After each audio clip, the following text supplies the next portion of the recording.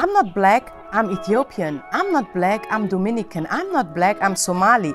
You've probably heard this statement before. And if you've ever wondered where this attitude comes from, then this episode is for you.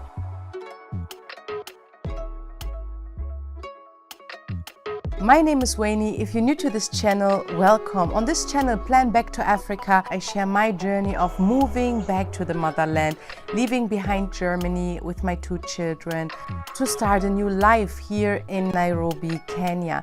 And I also love to share my knowledge and my experience about the socio-political realities on the ground.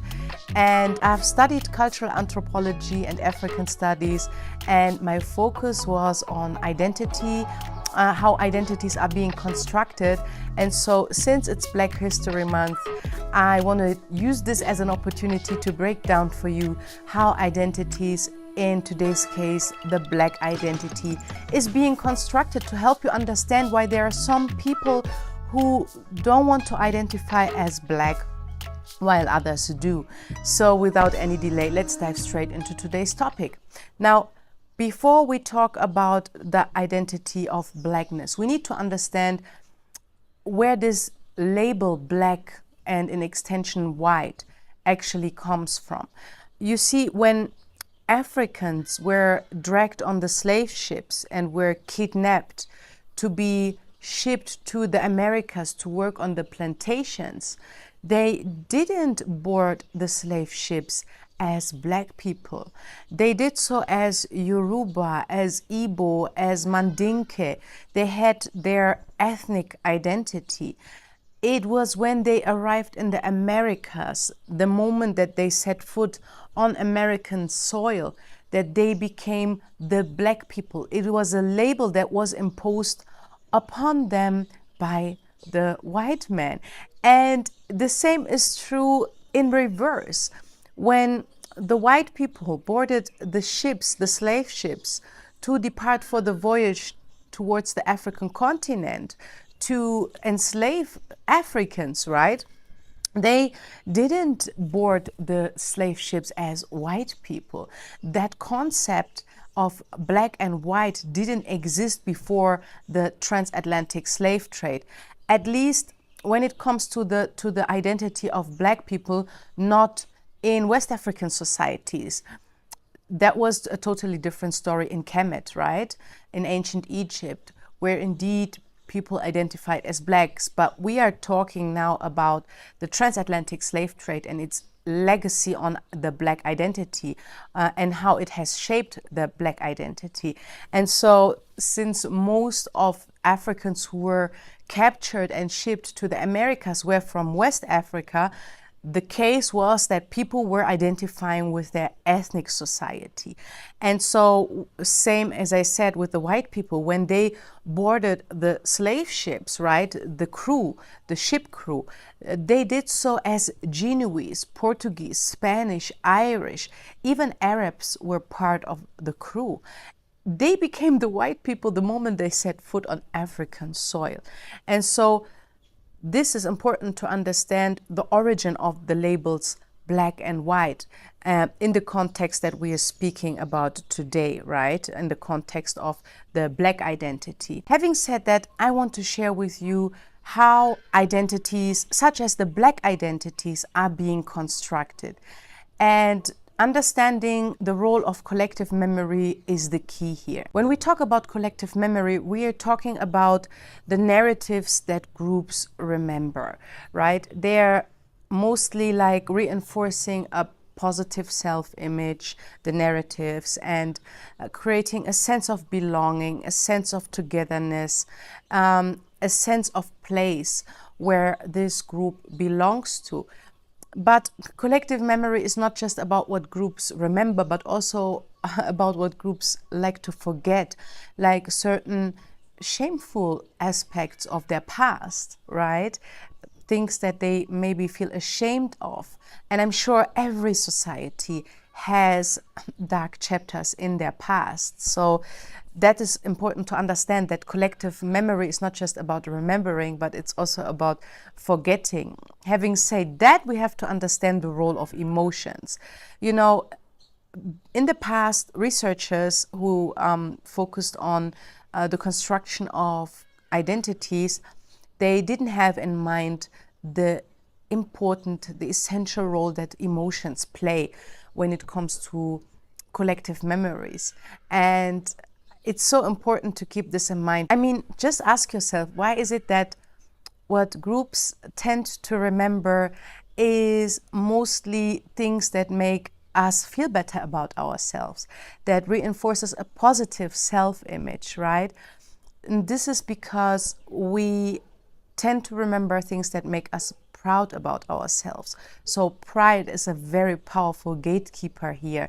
And philosopher Friedrich Nietzsche has summed it up perfectly, even though he was talking about individual memory, but you can extend this to collective memory as well. He wrote, "I have done it, says my memory. I couldn't have done it, says my pride and stays adamant.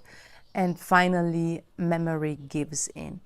And so this perfectly sums up how groups, societies deal with certain aspects and things that happened in their past that evoke a feeling of shame, right? So they tend to forget them, or let's say sometimes downplay them, ignore them, because I'm sure they cannot forget them. They are in the consciousness, however suppressed, while the aspects of their past that make them feel proud, like most foundational stories and myths of a nation, are heroic, are stories that make the people feel proud about themselves, that remember, they are meant to remember the people of that nation and society, why, not just why the group exists, but why it's worth to die and fight for this nation. And so, yes, pride and shame, two very, very important emotions that we need to keep in mind. Now, the next important thing, and this is very crucial, so you need to listen up closely, because this will help you understand how group identities such as the Black identity are being constructed, right? You know, before, researchers that dealt with identity and collective memory, they took the existence of solid social entities as the producers of collective memory for granted. So basically, they viewed collective memory as a possession, as an object, as something that a society, a group, a nation possesses, right? However, new research has shown that social entities and groups and ethnic societies even, right? Most people have a very essentialist idea of ethnic groups.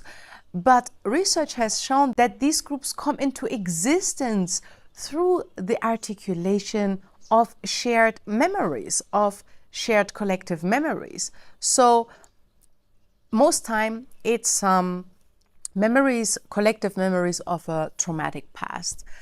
In the case of the Black people, that is, of course, the transatlantic slave trade, that is chattel slavery and plantation slavery, right? And the oppression that Black people faced in the Americas and still continue to face today. So it's this shared memory, shared experience that people share with each other, and the articulation of these traumatic experiences that created a sense of belonging together to each other, a feeling of solidarity, a feeling of belonging to the same group. And this is how this new identity, the Black identity, was being shaped and constructed. So,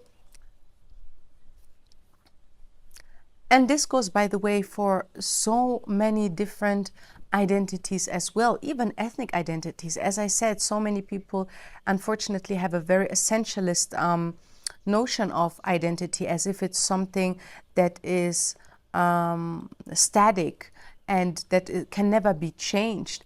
But of course it can change. Identities, because they are shaped by collective memories, are fluid and constantly changing. We can see it everywhere. Right now I'm witnessing a shift in the United States where African Americans reject the label African and identify as what they call foundational Black Americans, right? That is also like a result of narratives that unfortunately I feel are very divisive and causing a rift among people of African descent. Of course, I agree with the demand of foundational Black Americans to be compensated by the US American state. However, I don't agree with the narratives, the underlying narratives that are feeding into this new identity because,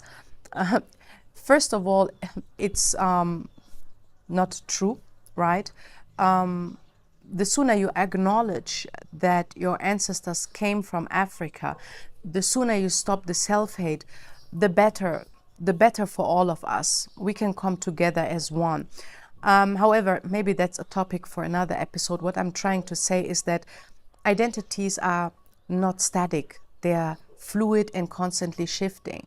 And so to understand why they shift, we need to look at the underlying narratives that feed into these identity constructions, right?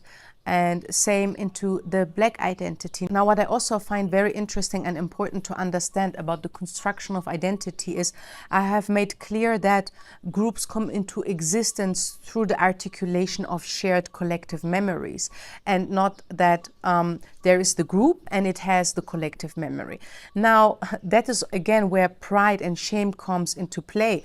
Now, groups come into existence through the articulation of shared memories, and they tend to remember the things that make them proud, right? And so the identity, in a sense, shapes the memory. And the memory, again, fortifies the identity. So this relationship between identity and collective memory is circular, right? So groups tend to remember what makes them proud, and the memory, the collective memory, reinforces a sense of belonging and togetherness. And so that is why many people are sometimes stuck in a bubble, and that is why sometimes we can view identities as a prison. At least that was my experience, because you are, in a sense, in this identity group, and whenever you might think out of the box or have different memories, you are maybe considered as a traitor, right? If you bring up controversial topics, like dark and shameful aspects of your history that your group doesn't want to deal with, right? That your group actually wants to forget, then you're labeled as a traitor. I experience this all the time when I speak from my Ethiopian point of view about shameful aspects of the Ethiopian past, that Ethiopian people label me as a tribalist, as someone who has a hidden agenda. However, that is not the case. In fact, what I'm trying to do is create a better society, not just in Ethiopia, but all over the world, with a particular focus on the African continent, trying to build unity through understanding, mutual understanding, and also mainly because that is where I see the biggest lack, through acknowledging our shortcomings, right?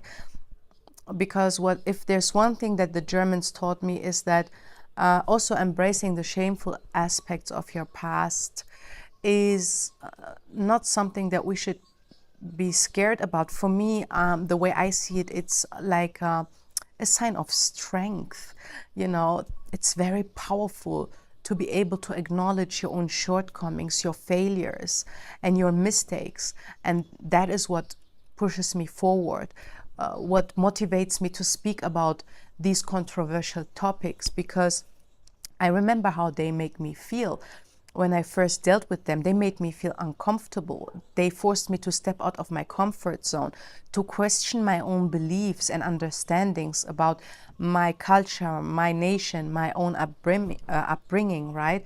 And it, most importantly, and that is what I'm so proud of, is that acknowledging the shortcomings of not just my nation, but also of my ethnic society, and also about, you can even say, you know, we have multiple layers of identity, right?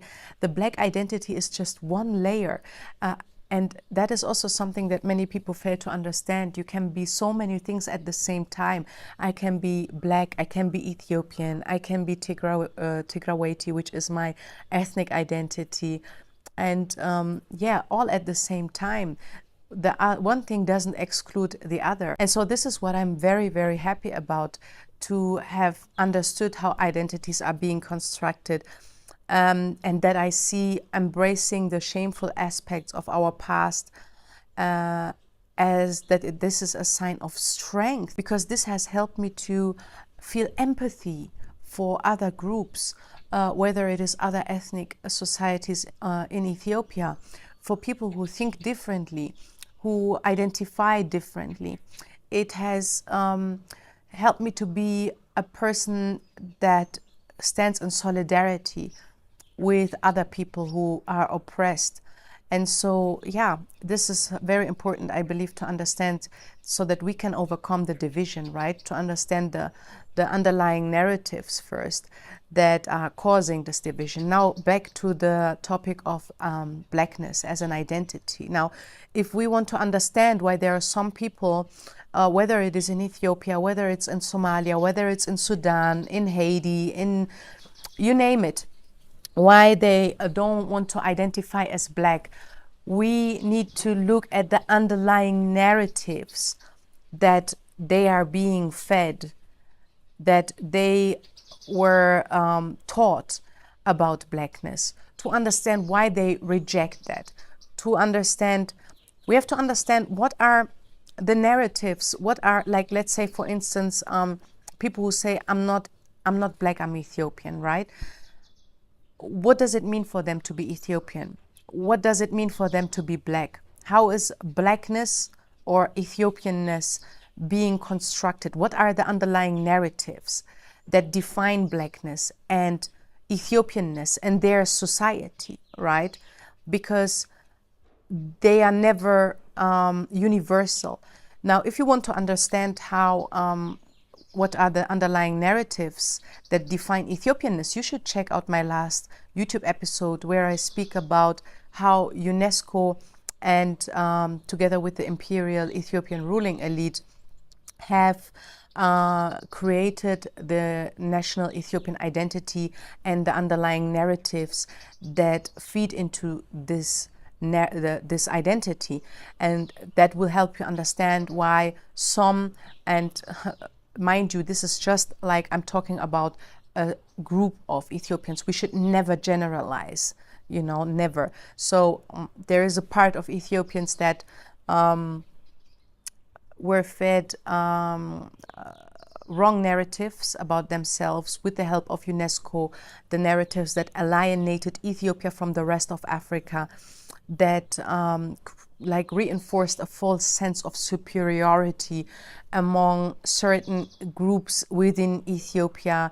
And so this is important to understand why these people would not identify as Black. What is also important to understand is that the concept of Blackness, the way that we know it from America, sometimes cannot be translated to the context of certain African countries and societies. When I am in Europe or in America, of course, I am considered as Black. And this is now very, very important to understand. Maybe I start with that. I've talked about the origin of the terms Black and white. Now, let's talk about the meaning of these labels today. Now, I actually thought it's obvious, but unfortunately it seems that it's not for some people.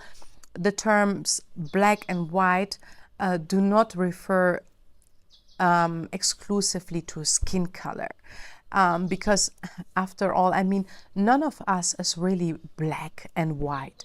We are all shades in between, right? I've never seen a person that is really black.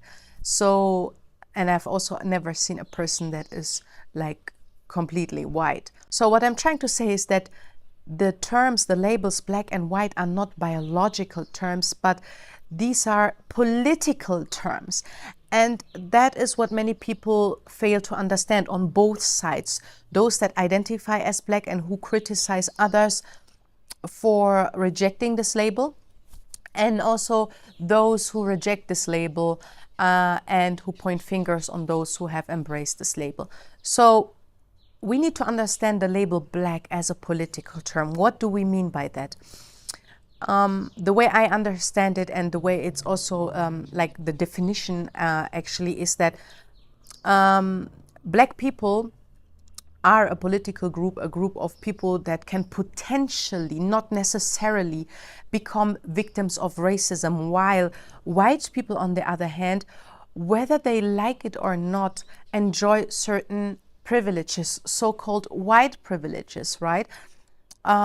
We live in a world where white supremacy is a very powerful force to reckon with, unfortunately, a force that we are trying to dismantle, and unfortunately also a force that works in the absence of white people. Like I always say, white supremacy continues to work powerfully even in the absence of white people.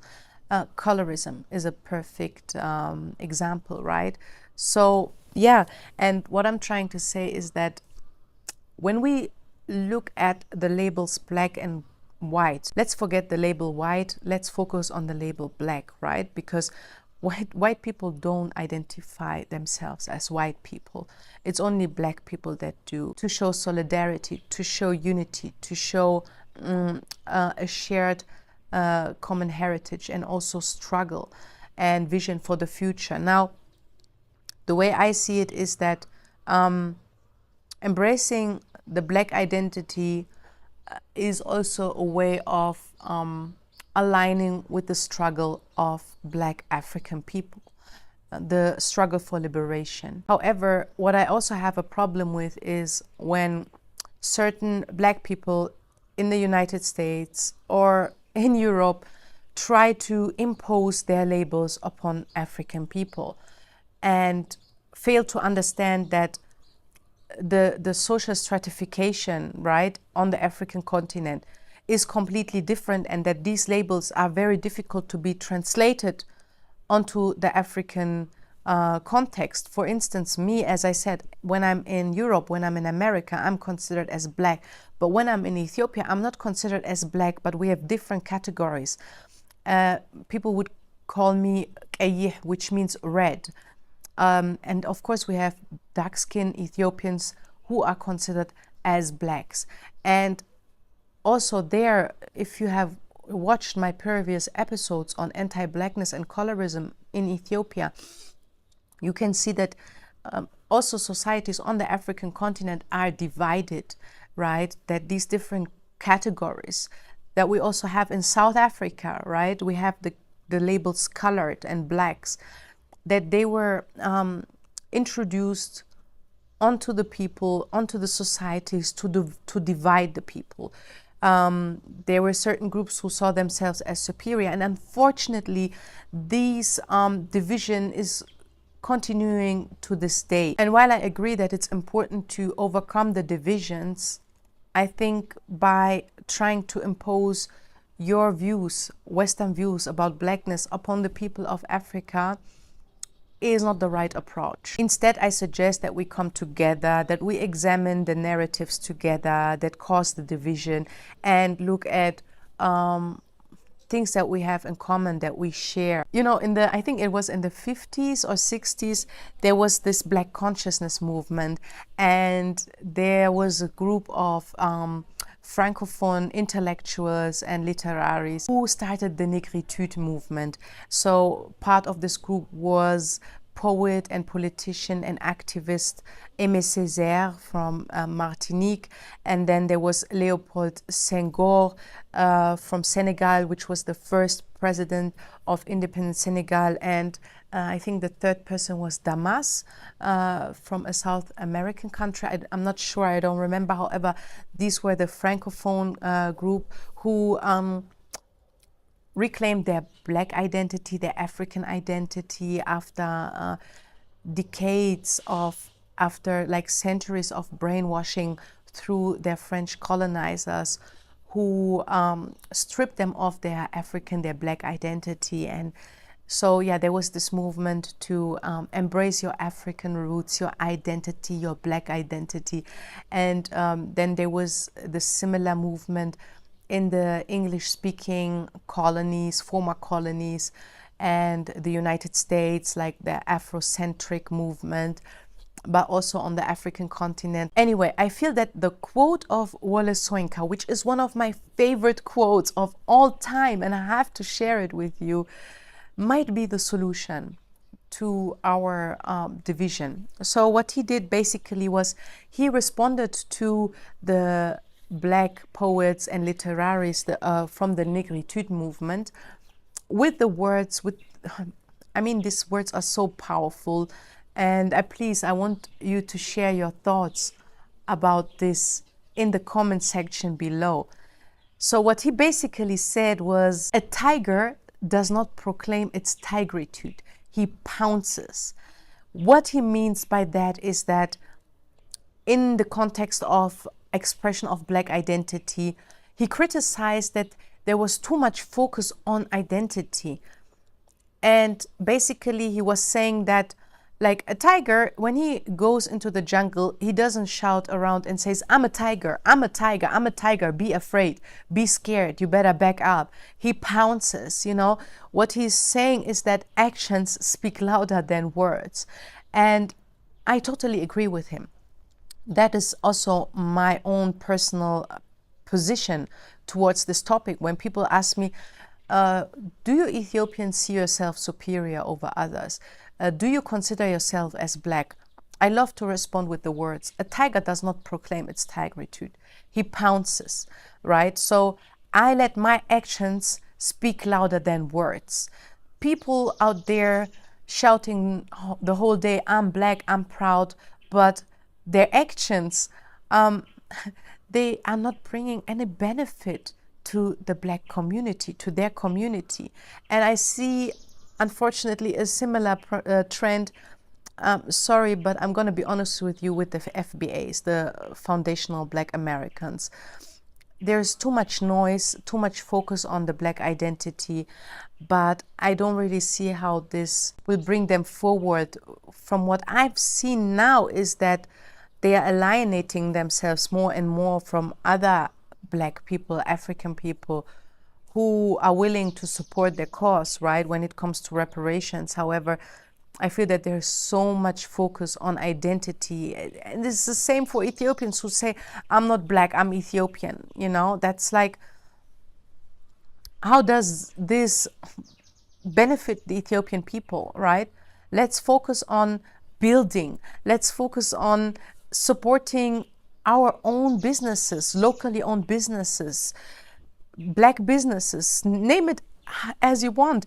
As I said, let my actions speak louder than my words. I don't run around and say I'm Black, I'm this, I'm that. Like, this channel is called Plan Back to Africa, and I have one goal and one goal only, and that is to inspire the diaspora to reconnect with their roots, to invest in the African continent, to come and see for themselves the beauty and the opportunities that this continent has to offer, and so that they can feel a sense of like belonging again to the soil, to the people, to be embraced by the people. And yeah, hopefully that we come together here on the African continent and, as I said, start building, support each other's businesses, celebrate our milestones together, right?